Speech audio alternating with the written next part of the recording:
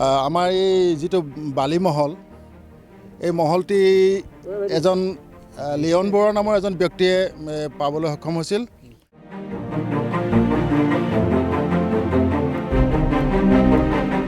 আৰু তেওঁ মানে অবৈধভাৱে ইয়াত বহুত খনন কাৰ্য চলাই আমাৰ যিবিলাক আমাৰ গাঁওসমূহৰ যিবিলাক চৰণীয়া পথাৰ আছিলে, এই চৰণীয়া পথাৰ একদম খাস্তাং কৰি দিছে।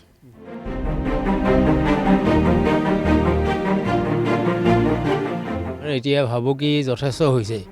আমাৰ বিশেষকৈ মাটিডোখৰ নাইকিয়া হোৱাৰ পৰা এতিয়া আপোনালোকে অনুমান কৰিছে অন্ততঃ 20 বিঘামান মাটি হ'ব যেন অনুমান কৰিছোঁ, কিন্তু মনলৈ আনি জুখিলেহে হ'ব।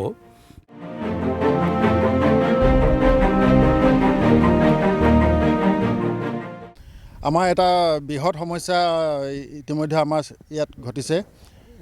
আমাৰ এই যিটো বালিমহল, এই মহলটি এজন লিয়ন বৰুৱা নামৰ এজন ব্যক্তিয়ে পাবলৈ সক্ষম হৈছিল। আৰু তেওঁ মানে অবৈধভাৱে ইয়াত বহুত খনন কাৰ্য চলাই আমাৰ যিবিলাক আমাৰ গাঁওসমূহৰ যিবিলাক চৰণীয়া পথাৰ আছিলে, এই চৰণীয়া পথাৰ একদম খাস্তাং কৰি দিছে। আপোনালোকে চালে দেখিব, ইয়াৰ পৰা আপোনালোকে চালে দেখিব সৌ খুঁটাটো, তাৰ পৰা একদম পূবলৈ চাই দিলে বৃহৎ এটা প্ৰায় 20-25 বিঘাৰ এটা এলেকা, এটা মানে চাপৰি তেওঁ অবৈধ খনন কৰি তেওঁ সেইবিলাক কি বুলি কয়, ট্ৰাকে বালি আৰু পলস নি তেওঁ মানে পকেট গৰম কৰিছে। এই ক্ষেত্ৰত মই ভাবোঁ আমাৰ ৰাইজে এই ক্ষেত্ৰত বহুতখিনি অসুবিধাৰ সৃষ্টি হৈছে। ইয়াত মানে যিখিনি আমাৰ চৰণীয়া পথাৰ, গৰুবিলাকে ইয়াত ঘাঁহ পানী খাই লালন পালন হৈছিল, সেইখিনি এতিয়া আমাৰ নোহোৱা হৈ পৰিছে। গতিকে ইয়াৰ এটা জৰুৰীভাৱে ইয়াৰ এটা মানে বিহিত ব্যৱস্থা লৈ এই মহলদাৰক জবাবদিহি কৰিব লাগে। আৰু জবাবদিহি কৰি তেওঁ যদি সঁচাই এই ক্ষেত্ৰত দোষী হয়, তেওঁ মানে যিটো নিবিদাটো বাতিল কৰিব লাগে বুলি আমি দাবী জনাওঁ। কাৰণ এতিয়া ভাবুকি যথেষ্ট হৈছে। আমাৰ বিশেষকৈ মাটিডোখৰ নাইকিয়া হোৱাৰ পৰা এতিয়া আপোনালোকে অনুমান কৰিছে অন্ততঃ 20 বিঘামান মাটি হ'ব যেন অনুমান কৰিছোঁ, কিন্তু মনলৈ আনি জুখিলেহে হ'ব।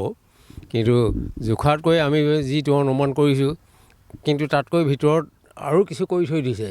অকল সেয়ে নহয়, এই ভিতৰটো চালে আপোনালোকে গম পাব ডাঙৰ এটা খাল খান্দি থৈছে।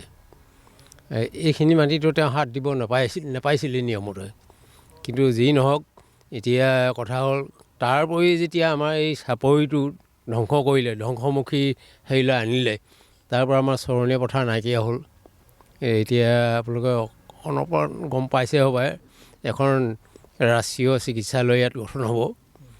এতিয়া যদি এইধৰণে খহিয়ে যায়, খহাটো খহিব, কাৰণ যেতিয়া নদীৰ সোঁত আহিব, নদীয়ে কোনফালে বাট লয় তাৰো চিন নাই।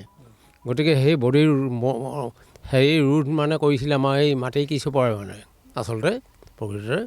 কিন্তু এতিয়া সেই ৰোধ কৰিবলৈ মানে আমাক ক্ষমতা নিদিয়া হ'ল। কিন্তু তেওঁ চৰকাৰী পঞ্জীয়তকৃত ঠিকাদাৰ আছিলে, চৰকাৰীভাৱে পঞ্জীয়িত। কিন্তু চৰকাৰী মতে যিটো কাম কৰিব লাগে, চৰকাৰে য'ত দিছিলে তেওঁ সেইখিনি বস্তুহে নিব লাগে।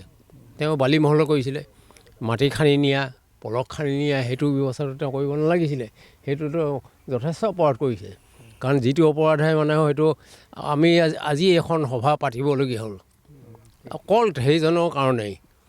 গতিকে এতিয়া সঁচাকৈ চাবলৈ গ'লে অলপমান দুখনীয় আৰু দুখৰ বিষয়তে মই এতিয়া লাখুত লৈ ল'বলগীয়া হৈছে।